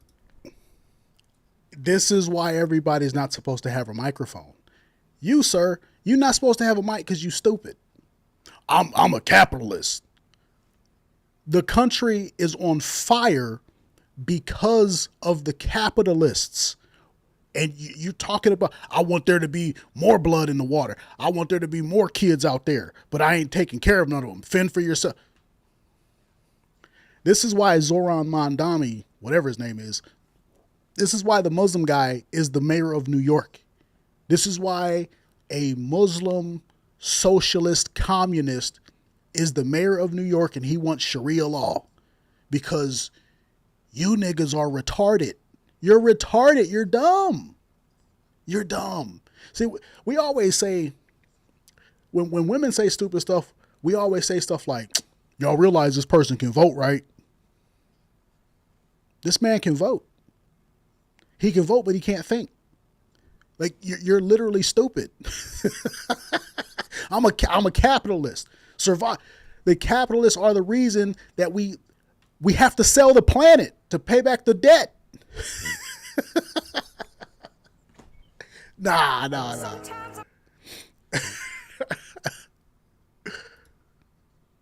I don't give a fuck about what anybody does with abortion. But did you say it's a bigger problem? Yeah, I said it's a bigger problem. But I didn't give a solution to it. I know it's a problem. I never said what I want to do about it. I could care less. Like, it is what it is, dog. This life is fucking hard, dog. And some children are born in fucked up circumstances, bro. It is what it is. Yeah, but see, that's the thing. I think a lot of people would hear your stance or hear Charlie Kirk's stance and say, you guys aren't the best people because you don't seem to care about making sure that other people in society are okay. Right? You guys are more focused on being capitalists and taking care of yourselves, which is okay. Do that. But if people want to look at you and say, well, you guys spread hate out there or you guys spread selfishness, I think that's okay. I think I'll be allowed to do that. I never said that was a problem. I said people can say whatever the fuck they want to say. My issue with people was celebrating his death, like championing pom-pom and that shit. If you had people who spoke as stupid as what this guy is speaking, and they did it in a very eloquent manner, like Charlie Kirk, and keep in mind, I'm not anti-Charlie Kirk. I'm anti-stupid. So when you say something stupid, I'm going to say, hey, that's stupid. I have a math degree, in case you guys don't know. So I'm more analytical. I'm right in the middle of all the things. When you say something and it's stupid and it's like objectively stupid, but like you have a way with words, you're wordsmith, right? And you can rally the people to your cause. When you say stupid stuff, people are going to hate you and they're going to want to hurt you because you say stuff like this guy. If Charlie Kirk came out here talking about, oh man, I'm a capitalist. Hey, y'all go out there and have them babies. Even if you get raped, go ahead and have that baby. And food. You hungry? I don't know what to tell you, bro. Go sell crack. I don't know. I don't know what to tell you. Now, oddly enough, when Alexandra Ocasio-Cortez came out here talking about, oh man, them people are rioting and stealing because they're trying to feed their family, you got mad at that. You got mad at that. When Jamal starts slinging crack rock because he don't got a nice jump shot, you're going to say criminals belong in jail. But Jamal got 2 kids. You told him to do the best he could. Mr. Capitalist. But let me guess, you got stock in private prison, so it works out on your end, right? Now, what happens when Jamal rapes your daughter? You gonna tell her to have that baby? You see how the cycle just keeps compounding? It keeps just folding over on itself because retarded people say retarded people things. He must have been in that slow class. That's Yeah. the epitome of evil to me. That's the epitome of evil? Not a right or left thing. You think it's more evil to celebrate that man's death than it is for that man to advocate for the fact that children don't get meals? But they can get meals. Is that the only video you've seen him talk about children? I'm just saying, someone dancing in the room, I think it's bad. No, I agree. I think it's bad that someone danced in the room and thought it was great that Charlie Kirk died. But I also think it's bad that you're out there openly advocating for kids to not get meals in school because we have an obesity problem. I think that's also bad. I think so. Get meals in school. I'm advocating for kids to take advantage of the surplus of food available to them in different ways that it is. Yeah. Where is this surplus at? Where is the surplus at? Because you remember the same guy who's talking about a surplus, bro, we have a surplus of illegal immigrants. So y'all will go off on the surplus of illegal immigrants who get access to the social services because there's NGOs pushing them to the head of the line. But then you'll tell the native-born Americans, hey, do the best you can. Sir, you're stupid. Stop. Just stop. You're dumb. Not on somebody to do it, bro. Like, you know, you're shitty parents. I get it, but we disagree on that perspective, dog. Like, you think that the government should step in and save the world. I don't agree with that. I mean, if they do it, I'm not going to contend it. I'm not do what you want to do, bro. But I understand Kirk's perspective in that. We pay so much in tax dollars, and most of it goes to the military to do funding wars overseas. I don't think it's so crazy to say, hey, man, take 1% of that budget and make sure these kids don't go hungry. Take another 1% of that budget and take care of veterans. But, you know, like maybe that's wrong. I just think it's crazy. It's me personally. I wouldn't disagree with you. Crazy but word. I don't disagree with Kirk either. I mean, I don't think he should be painted as a demon for having that viewpoint. I mean, I think it's pretty demonic to not want kids to have meals, personally. That's me. He never. You know, the right says that the left has suicidal empathy, and it's like the right has the exact opposite thing. It would be like it's suicidal pragmatism. Like, this level of pragmatism is not sustainable. People are going to revolt against you. They don't have a choice. They can't survive any other way. Never said he didn't want kids to have meals. Is that the only conversation you've seen Abba have discussing that topic? When he was suggested a food program to make sure that kids who can't get access to good food or decent food or have malnutrition get food, he said, no, that's fucking stupid. Let the parents do it. Can you answer my question, though? Was that the only video did you let that video play and see what else he said in regards to that discussion? Yeah, I played it. And what did he say? He said that he thinks that the parents should take care of it. The state shouldn't be involved. He said, pull it up right now. I've seen it. You can pull it up, but that's what he said. He said the state should not be involved. No, bro, you're a victim to the same thing everybody else going through, just getting sucked in by these reels, dog. He's named all these different avenues, these different ways of children to receive food. You're just hold up. How do you actually access those, though? That's the whole point. How does a kid go about accessing this? If you have a kid in grade school or middle school or even high school, how do they go about accessing this? Like, is there a food bank attached to the school? And if I go to school, if a kid goes to school on Wednesday or Thursday and he's hungry, there's a whole wait list. And once again, what are we talking about? The illegal immigrants, they get head of the line privileges in these kinds of situations. So what are you even talking about? How does a hungry kid get food? I gave you one example. What is it? If he's at school and teachers are aware of what the fuck's going on and they see a damn child coming in there looking emaciated, I don't know what teachers, but I've seen instances where teachers step in and get the correct party involved to help said children. Okay, so you want the state to get involved to make sure that kid gets school? You literally just, like, that's what you said. You want this, do you know this? I never said want. I said these resources are available to them. Nah. Because those resources come from the state. So now you're going back to government assistance. It's not the city. Well, it probably is the city, but it's going to be mandated by the state 9 times out of 10. He's trapped. He's trapped, and he don't. All you got to do is take a knee. All you got to do is say, "I was wrong." It's okay. Just say you was wrong, bro. Just say you was wrong. But that's what your solution is, right? That's not my solution. I'm giving you the fact that there's different avenues and resources for children to get food if they need it. Okay. I'm not saying what I want. I'm saying what's available to them. There's no reason to starve, dog. But how do they access it? That's the important question. How do they access it? What is the process? How easy is it? How immediate is it? How readily available is the information on said program? All right. Hey, listen, we'll agree to disagree on this point. No reason for kids, but statistically speaking, every year there's so many kids who are suffering from malnutrition. That's what the numbers say. We'll move on to the next point. There's so many people that die from car accidents, bro. Fucked up shit happens. Like, we can't save everybody. We can't save everybody, bro. Like, it is. But just because we can't save everybody doesn't mean we don't try. We can't save everybody, but you want to have everybody born. Keep in mind, I'm not anti-abortion, I'm not pro-abortion, but you say we can't save everybody. But if we can't save everybody, what is the point in having all these kids that you can't save and you can't feed and you can't do anything for? You just want people to suffer because it builds character? Like, what are you talking about? But there's avenues for them to be saved, just maybe not with this school. Yeah, like, yes, car accidents happen every year. Doesn't mean we don't try to make cars safer. Doesn't mean we don't make roads better. And there's ways for children to get food. Okay, man. I'm gonna do some. You have to say what, just like I was harping about how ABBA has to be able to prove the violence that the right is doing to the left. This guy has to be able to prove where are these programs at and how do you access them? What are the programs? And how realistic is it that these kids are going to know about it and be able to access? Like, I think that stage is crazy. You don't think there's other ways for children to get food outside? I don't know. Have you ever been a kid? You think kids just know where to get free food every day?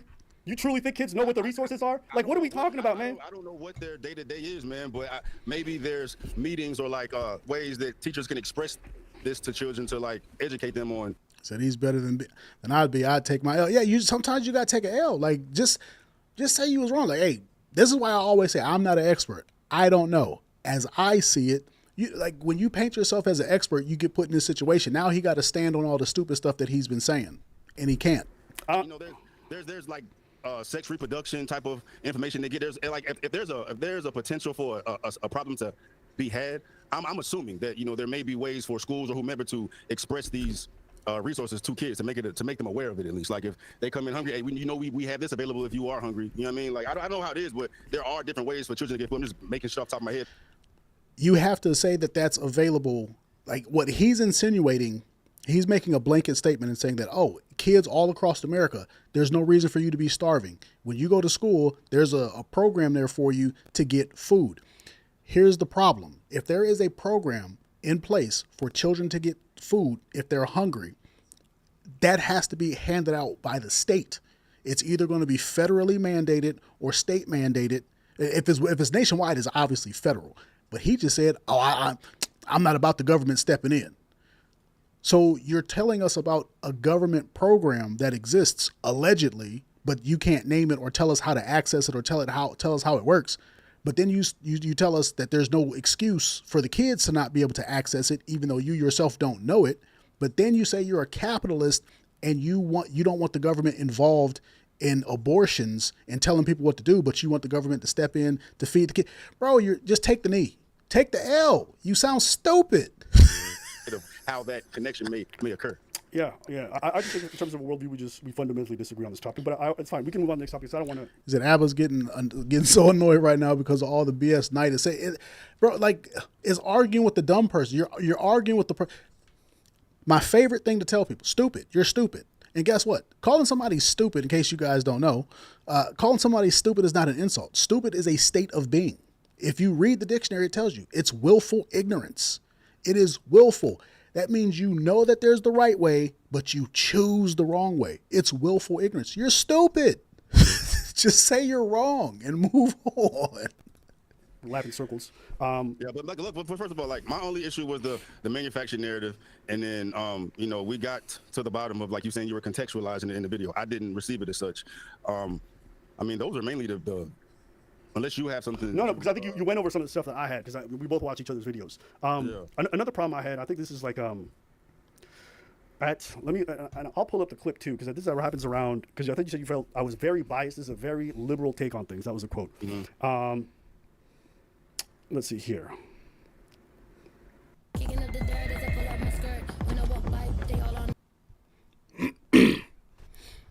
Yeah, I'm definitely going to have to download this video next time. Come on, come on, come on.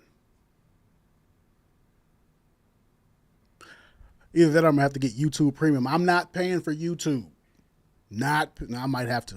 I might have to pay for YouTube. Was it $15 a month?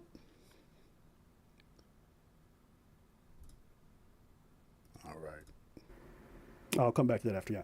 So, when you say this is a very liberal take, after like watching a good like 10 minutes of our video, and you feel like what we're saying, when we're saying, hey, both got sides engaged in political violence, there's a lot of this happening right now. Why do you feel like this is a very liberal or biased take? I mean, it kind of goes into what I was saying initially, where it was like minimizing the effects of Charlie's tragedy and bringing up other examples to compare it to. And I can't remember. Okay. Just to come back to that, let's say if we could contextualize it, or we couldn't do it the way we want, talk about other political violence. What would you have preferred? Do you prefer that everybody who talks about Charlie's death talks about it in a vacuum and they just talk about him dying? Like, because you didn't like the fact that we talked about like all the other deaths and all that stuff, and that's fine. But like, what would you have preferred? No, if in that video, if I understood it as you contextualizing it, I wouldn't have a disagreement with you. Okay. I just feel like it was a way to minimize what happened to Kirk. Okay. People can say whatever they want to say. Yeah. Okay. I watched you. I follow you, and I was just surprised by the tape. Okay. I feel like you got a lot of right-wing bias. I feel like you call and when I do. Yeah. I can agree with you. Yeah. In the video, you said that you feel like the left is the emotionally driven side. Do you feel like the right is more logical? You said the left is more emotional, so I feel like you think the right is more logical. Yeah, I'd agree with that take. So you don't feel like the right engages in a lot of hysteria or a lot of emotionality? Yeah, they do. Do you feel? I think a valid, I guess, a label. The right is overly pragmatic. Like if you live in a world that's too logical, you're going to live in a world of psychopathy. Like that's what happens when there's no empathy. Like, so there does have to be it's like living in a house. Like imagine if you had a person living in your house that had no empathy, like they had no emotional capability. It was just all logic. Who wants to live like that? You're living with a psycho at that point. For the left. I mean, with the whole different nuance, there's much more nuances and different ways that the left operates, man. Outside of like racism and racism, I feel like the right gets crazy, extremist with racism and like, transphobia or whatnot, man. But there's just lots of spectrums to perspectives and different ways of looking at life and, mental health type of things that, derive mentally and emotionally from the left, which is propagated mostly all I see is on social media, but that doesn't appear as much on the right.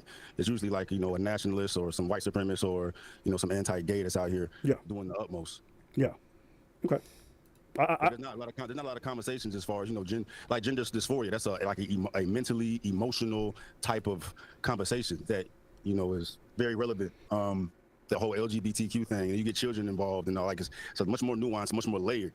The right wing is much simple. It's more based on traditions and values, and then you got motherfuckers that are super traditional and super values, and that's when it gets hateful. Do you think But see, hate is an emotion, and the right is hateful in terms of like race relations, and they don't have a whole lot of data to back up what they say. Like a lot of it is just, we don't like these people. That's all it is. They just don't like those people for some sort of emotional reason. It's not data, right? So it's kind of both. It's kind of both sides.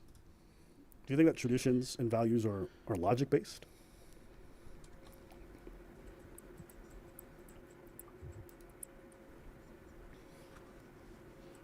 It's a twofold. Some of it is based on religion, but then like you can apply logic to it. You know what I mean? Because it's been a tradition because something has worked for so long, right? So if it's working, we built this logic to know it works this way. We sustained the quality of life for this long, so we know based on our tradition that this thing works. And then when we take logic or take tradition and values away, we have this mess we're in right now. Yeah, I mean, I'd fundamentally disagree with that. People have done certain things for thousands of years from human. I said, I must be psycho because I get creeped out by people only relying on emotions, unless by our kid. But you're right though. Yeah, well, I mean, you have to have a mixture of both. It's empathy. Like, you don't want to be too empathetic, because then all of a sudden, like, it's like a woman. Like, women are like suicidally empathy, but people who only rely on logic, these people are very cold and callous. Like, they don't look. You can't raise a kid on just logic. Like, I don't know if you have kids, but if you have a kid and you try to raise your kid and you tell them all the logical things to do, they're going to do like none of it. They're going to do none of it.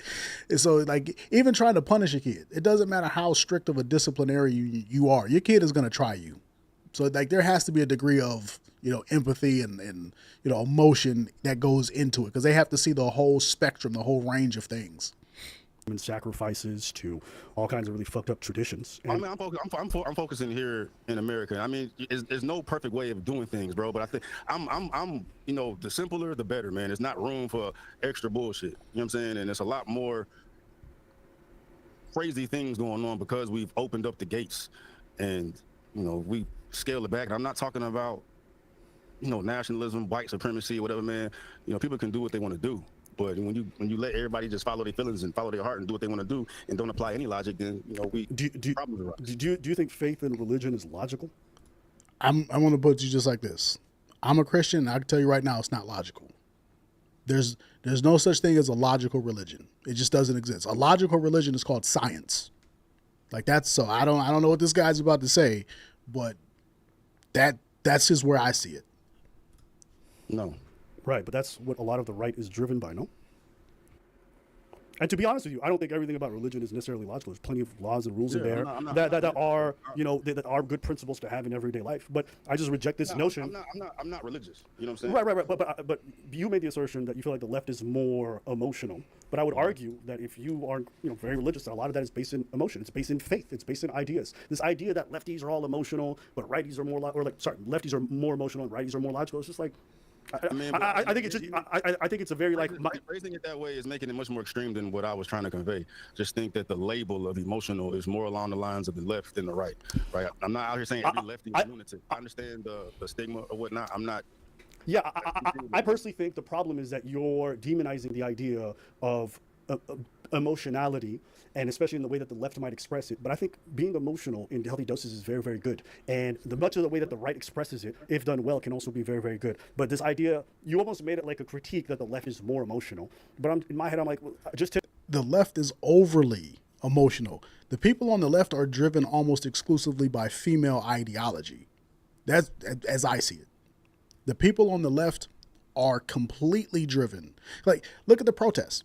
You hop on X. I don't know how many of you guys have X and or Twitter. All these protests in Minneapolis and all this stuff that you see, this is all driven by women. And it's always women screaming and hooting and hollering and going crazy. These NGOs who go and they work these people up and get them to protest, it's overwhelmingly women, because women can be emotionally triggered very, very easily. So yes, the left is hyper emotional because the left is driven by women and very beta men, right? Homosexuals, same deal. So I would say the left is overly emotional for, if nothing else, that alone. Just a bit too much femininity, female nature, too many women. Today, right?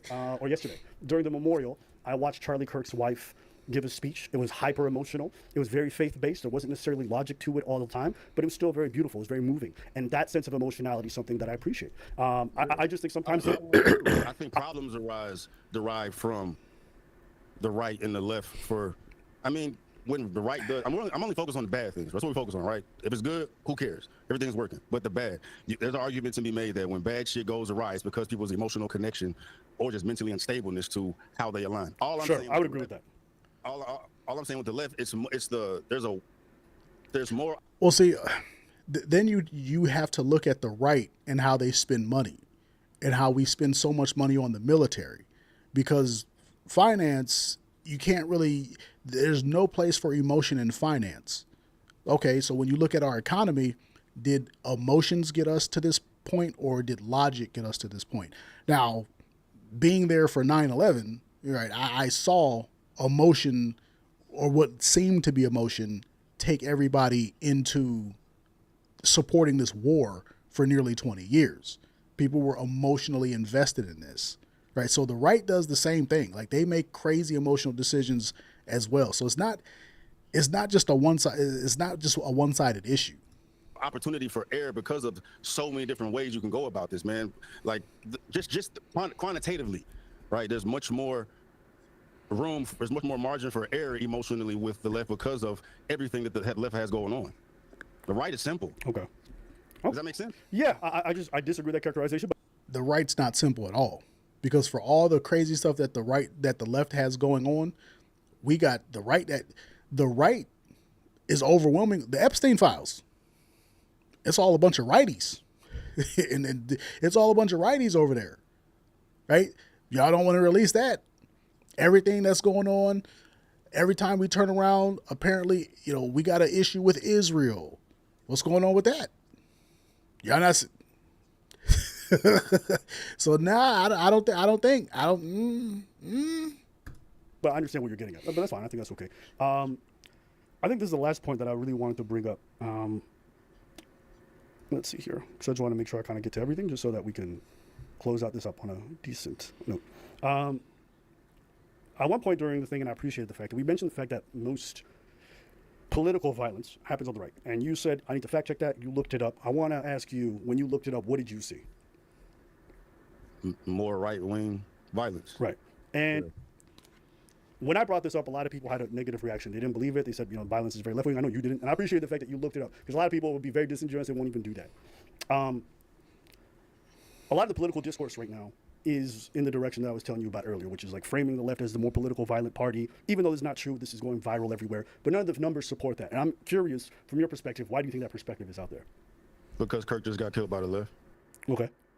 I think if it was different and some white supremacists, put another Charleston, we'd be seeing the same thing another way.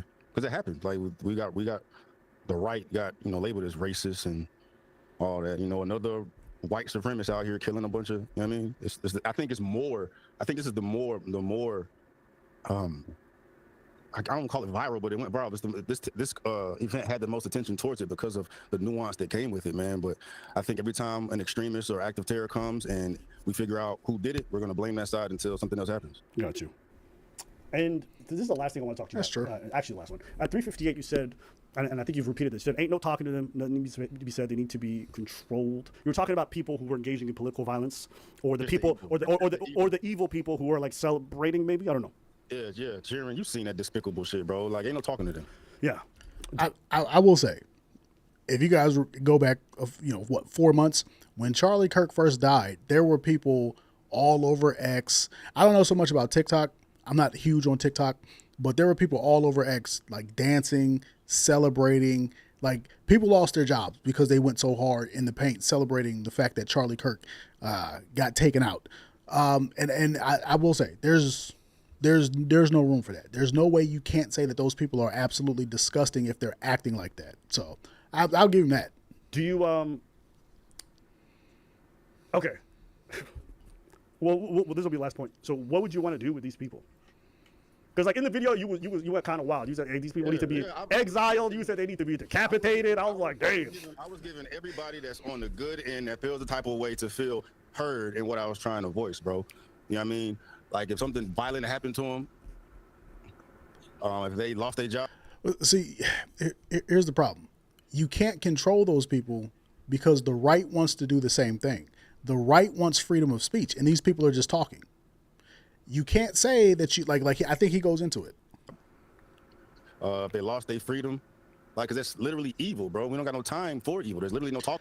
So he's saying if they lose their freedom or if they lose their job, then that's okay. Here's the problem. Isn't all of that protected under freedom of speech? Right? You can't pick and choose. You cannot pick and choose where you want freedom of speech in the Constitution to apply. Just like it's sad that the guy died, but at the same time, you can't say, "Oh, we got to control these people. We got to take away their right to talk. We got to take away their social media. We got to take away." Nah, that's not how that works. That is not how that works. That's the government intervention he's talking about, because this is the same thing that happened during the Biden administration when the tech companies were getting involved with places like Twitter and Facebook and all that, and they were censoring people on the right. But now that's what he wants, and it's because of emotion. So he just said that they were not the emotional ones. The right isn't emotional, but what is he doing? He's being emotional. Talking to them, so we just expect them to just content to like simmer down and not continue their evil. Damn, man, you gonna make me the most like lip cut person in the world right now. I'm a disagree with you. I think people who do evil things aren't necessarily evil. I think sometimes they're hurt. I think sometimes they are in a really bad place. I think sometimes these are folks that, you know, and it's almost ironic too, because I do believe that people should be punished for the things that they do and they should suffer those consequences, but I don't think they're irredeemable. Labeling someone evil, I think, is a way for us to look at something and then simplify it. But the reality is that things are complex. People are complex, and the reason why they get to that place is very difficult. You know, there's plenty of people who were white supremacists or part of horrible gangs and came back from it. There's plenty of people who advocated for racism and different horrible things and came back from it. Same thing on the left side. They better get back from it before it's too late. That's all I'm saying, because I ain't got time to care about why they are that they are. If you spitting evil, you saying some evil shit, you get the fuck out of here. Like, ain't no talking to you. And something bad happens to you because you fucking spit on Kirk's grave, or you up here acting like he got shot in front of a fucking memorial, bro. Like, I could care less. You know what I mean? Like, if hopefully you have a intervention or a coming to God moment, then. But see, isn't that freedom of expression? That's the First Amendment. It's freedom of expression. These people are expressing how they feel about somebody they deeply dislike. And when you say, if anything bad happens to you, that's on you. That's emotion. That's you being hyper emotional. These people have the freedom, just like Charlie Kirk is the same one who said some people have to die for us to have the Second Amendment. Like, I'm not laughing at him. I'm not anti-Charlie Kirk. I'm just simply saying he spoke that into existence, right? So when these people go out there, yeah, sure, if they do something tasteless and they get fired, that's on you. But you're being emotional about this. You're being emotional about them exercising their First Amendment, freedom of speech and freedom of assembly and freedom of expression. You can be saved, but before that, nah. And then I'm not Christian. I'm not no holier than thou motherfucker. Fair. You know, I know people may receive that wrong, dog, but like, you fuck around and find out. Hopefully you figure that shit out before you find out. I agree. I would just say, you know, labeling people evil is just a blanket term to be able to just cut off any kind of sense of personhood in there. And like I said, I don't consider them people. So you don't consider them people? Nah, they're nah, I'm not. I don't even have a discussion with you, because and at the end of the day, I know, especially at this. Isn't that an illogical response to someone who is doing something you find distasteful? Shouldn't you reach out from a logical perspective? I thought the right was so logical. Point out at this point, bro, with the whole Kirk situation, bro, I took a video on this shit, dog. Like, I've lost faith in humanity at this point after seeing how people address this problem. You know what I'm saying? Right. And you know, I am, you know, mentally, like, emotionally tied to my stance in this regard, dog. Like, I could care less about why you feel the way you feel. But that's why I'm saying this to you. You can't be emotional about this and let it govern you, because that's why you get into the bad spot. Because I need you to understand, you saying this is the exact same stuff that leads to the other people looking at Kirk and saying he's an evil person. And when someone is just evil, killing them is no problem. When someone is facts, that's exactly how you get to it. That is exactly how we get to Charlie Kirk getting taken out, because, this person's, they're subhuman.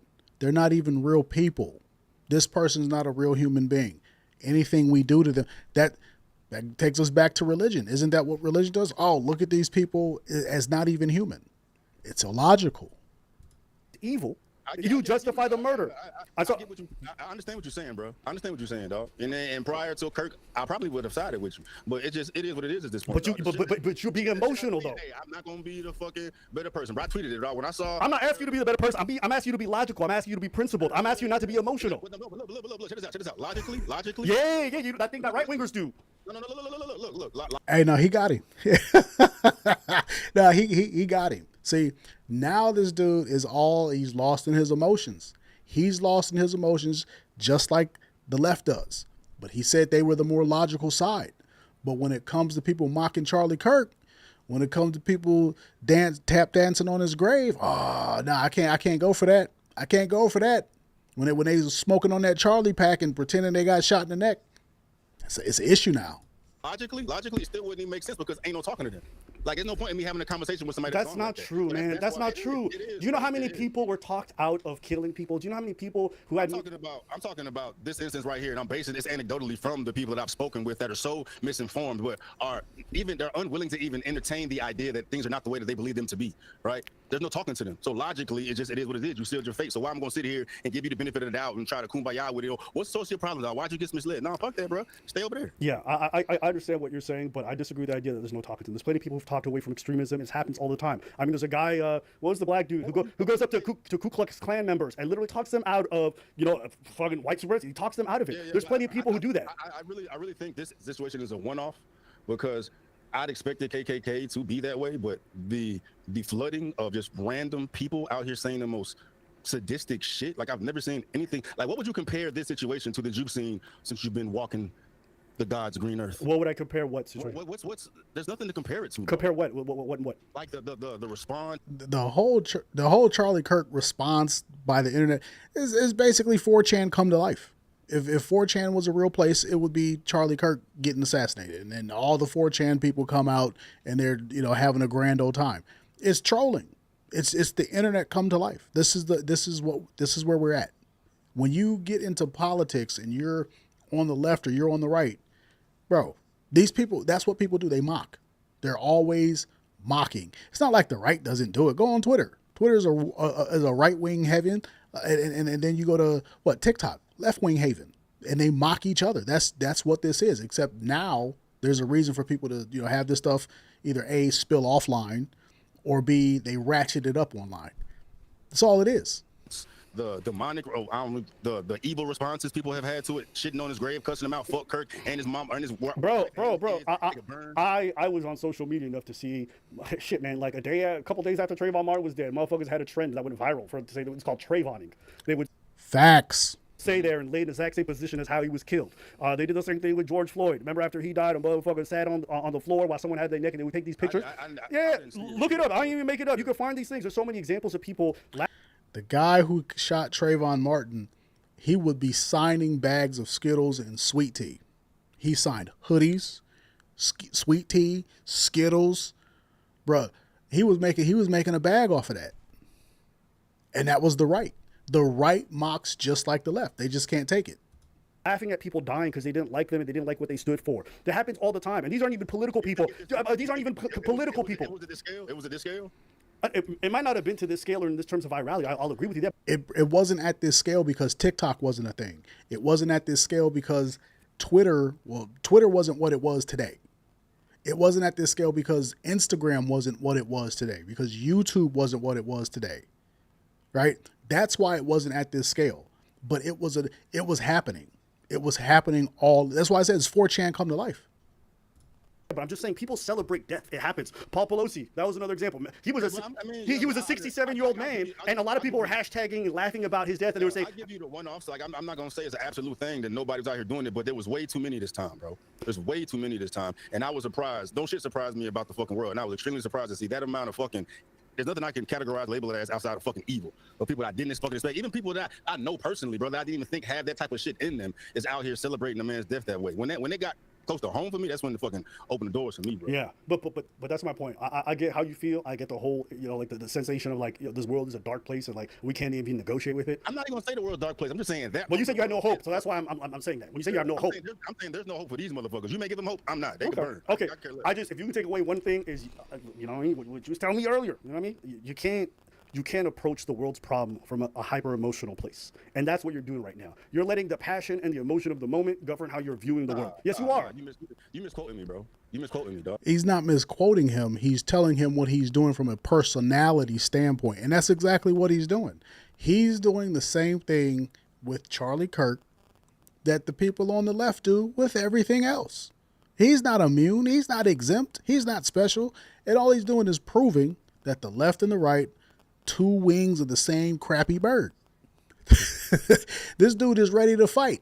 This guy is ready to fight because of a dead guy who literally said, if I get shot, hey, it is what it is. Some people have to die. Because this is what Charlie Kirk was talking about. Charlie, I don't know if he mocked, but there's been plenty of people on the right who mocked the deaths of school shooting victims. What was the guy, David Hogg or whatever? That school shooting down there in Florida. It was a bunch of white kids got shot up down there in Florida. The cop didn't do nothing. He stood there listening to the gunshots go off like a coward. And there was this whole thing. There was this whole big thing with the NRA and all of that. And they were trying to like get gun reform down in Florida. And it was like, nope, we're not doing it. And that was white people going at white folks. That was conservatives going at kids. Once again, conservatives prove themselves to be the enemy of kids. Charlie Kirk is talking about if my daughter gets raped, she's going to have that baby. I don't care. The conservatives are saying if kids are getting shot up, hey, who cares? We need our guns. Is that logical? I'm saying there is emotion tied to it, bro. I'm a human being. I'm not a fucking machine. You know what I'm saying? But I told you, the reason why I feel comfortable having this perspective on it is because logically, I know that there's no way to talk these people out of it. Right, so logic, that's a waste of time. That's a waste of effort for what? Wait, what is this logic? I don't understand. What's the logic, though? What's this logic? This logic that you can't talk people out of extremism. Yeah, there's no talking to them, bro. There's no talking to any of these extremists, these evil motherfuckers out of their frame of mind until they take their own journey to do it. And I'm not gonna sit here wasting my time trying to take them out when they're not ready to have that conversation. See, if you're not willing or you're not interested in that discussion, that's fine. But saying that there's no way to talk people out of forms of extremism. Yeah, there is. The reason you can't talk to people on the left or on the right and get them to change their mind is because you're trying to do it in a sensational way. Charlie Kirk, keep in mind, I am not anti-Charlie Kirk. I'm just laying out the facts. Charlie Kirk went to college campuses and he talked to these people where it was a lot of them. You got to really understand. Think about approaching a pretty girl. If you're trying to get a girl's number and she's in a group of other girls, she's not going to give you her number unless you're like 6'6" and you got a square chin and a big old chest and you got the keys to a Bentley. Or like, you have to be every woman's fantasy when you approach that group. Otherwise, she's like duty bound to shoot you down. When you approach a group of people, they're going to be hive minded. It's very rare that a group of people are going to have singular thinking. So guess what happens? You go to a college campus and you think, oh, we're going to have a debate. But what do? You show up with the cameras. You show up with, you go to YouTube Live and TikTok Live and you clip it up and you make the people look stupid. Well, what do you think they're going to do? They're going to launch a counteroffensive. Oh, Charlie Kirk's coming to the school. Let's get our talking points ready. They don't want to talk. They want to fight. Now, if you do this in a one-on-one manner where you're not making people look stupid, you might change some minds. If you do this at a small level, you might change some minds. But when you do it with the express intent of getting content and saying, oh, look how stupid this side of the aisle is, it's because you want to get the right of the other side of the aisle to come in and see how awesome you are. Well, of course you can't talk them down at that point in time. Like, it's just human nature. It's illogical. There's a way. I'm just saying, I'm not signing up for it. You can. I'm not. Okay. All right then. Okay. But that's very different. If you're saying there is. He said, if you get rejected by her, you get rejected by every girl in her circle. Facts. And from a political standpoint, guess what? You don't just make one enemy, you make 10. Just like that, you make 10 enemies. So you go to a college campus and it's 30,000 people watching you do this. Guess what happens? They all hate you. All those people have 5 or 6 friends. You got 100,000 people who hate your guts now. It spreads like a virus. There's a way, and these people can be redeemed. Then by definition, they're not evil. They're just in an evil space right now. Bro, you come on, dog. You have to admit, if you can talk people. But think about that. Hold on. It's logical. Hold on. You got it. Hold on. You know what the fuck I mean. But you see the logic though. I'm just trying to say, if you're telling me it is possible to redeem these people, then that means by definition they are not evil. That's just what that means. Now, they may be engaging in evil. They may be doing horrible things, and they should be punished for that. Let me rephrase it for you. It's important because words matter. He's not wrong. Because some people can't be changed. That's what pathology. That's why when I say psychopathy, that's pathological. You can't change people's pathology. So when you say that these people could possibly be redeemed, that means they're not all evil. So you can't just paint them. You can't paint them with the broad brush like that. This is why there's a lot of criminals who don't change until after they come out of prison, because when they're outside of prison, initially before they go in, These people are always around the bad influence. When you get them in prison and you get them away from that influence, a lot of times you can change these people. Now, the recidivism rates are very high because they go back to that environment. But if you can separate somebody from their environment, i.e. taking an alcoholic away from alcohol, you can often change that person. Not always, but there's a good degree of success. That's why AA exists. Let me rephrase it to make Apple feel better. Every motherfucker engaged in evil can burn. Meet Miss Payne. She's a credit wrecker. She doesn't know that. This dude is just sour. This dude is just a mean person. Okay. I hope you guys burn and you guys are reborn through the Phoenix. You guys come back as better people. All right. I'm not the most. What did Samuel Jackson say? Yes, they deserve to die. And I hope they burn in hell. This dude is a character. Forgiving person. I think after watching, I'm not. But I'll tell you what changed me. I'll tell you what this Charlie Kirk. I'll tell you the Charlie Kirk situation changed me because I think watching his wife on that stage was probably the single most powerful political moment I've ever seen, maybe ever. You said it's Batman versus Joker. I mean, that's kind of what it is. Like, so with somebody like the Joker, like you can't. It's pathological. He's never going to change. Him and Batman have a symbiotic relationship. They need each other. Batman's not going to change. Joker's not going to change. They're going to always do that cat and mouse. So that's a pretty rare occasion. But it happens. But in most circumstances, you can help a person one-to-one. Yeah. And I think I'm an agnostic person. I'm not religious, but it really was beautiful to me. And whatever political differences I might have, for her to, she was the only person I saw that embodied like the best parts about religion. Everyone else, they wear it as like a veneer and they're very hateful online. But like truly, she reminded me of the religious people I've met before that were amazing. And I think if she can learn to forgive and try to see the decent in people, then I think I want to try. I want to be better. Do you think she really meant that? I think it's a political move. I don't think she really meant it. I think when I listened to her, it felt genuine, and I think I also believed that she really wanted to say that because she was the only person that night who spoke like that. She could have joined the whole chorus of people and been very political about the whole thing, but she chose a very Christian and a like core Christian message, and I think I want to celebrate that. So I'm trying to understand.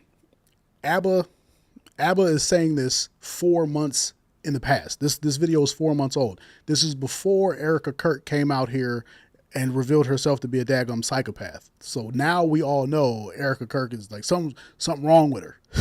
Something's wrong with that woman. But he is smitten by her 4 months ago. So take that a bit better. How you will. What do you think about people calling the memorial like a nationalist convention? I mean, a lot of it was crazy. I'm not going to lie. I don't even want to talk about it, to be honest with you, because it takes away from her moment, and she's the most important person there. But all the other people who got up on stage, even Trump, I thought Trump was disrespectful, to be honest. He's saying, like, I disagree with her. I hate my opponents. Like, why would you say that at that man's memorial when his wife said what she said? Like, shut the fuck up. You know what I mean? If the wife is not going to say it, how dare you say some shit like that? But okay, so like I said, this is 4 months in the past. They don't understand everything that's come out. They don't understand that, Erica Kirk is now the head of Turning Point USA and everything like that. So you guys get the gist of what is going on here. I just wanted to hop up here and do a quick live. I'm going to try to start back live streaming more regularly. These people copyright struck my channel. But yeah, anyways, that's going to do it for this one. Let me know what you guys think. Please watch the replay and we will tap back in.